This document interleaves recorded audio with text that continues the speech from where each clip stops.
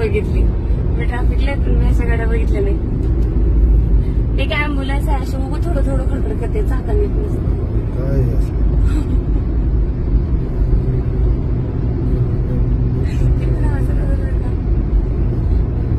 बाबा जास्तच करायला ते का आवडलं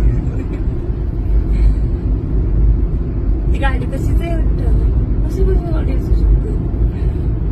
मोठे करायला पण भीती वाटते. हो कशाला मारायला चाललंय जवळ.